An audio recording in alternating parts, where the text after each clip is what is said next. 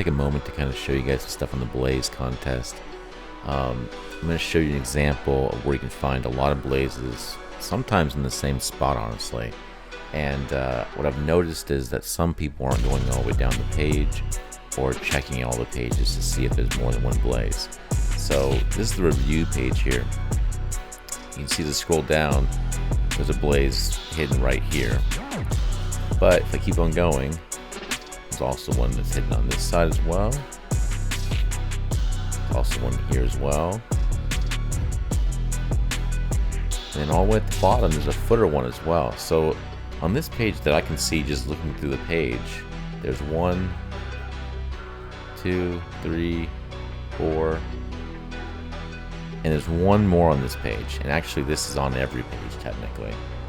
It works better on a desktop, but basically if you double click this logo right here, you'll find there's another blaze. If for some reason you don't see it, clear your cache. But this is a blaze that, to be honest, at this point, nobody else has found.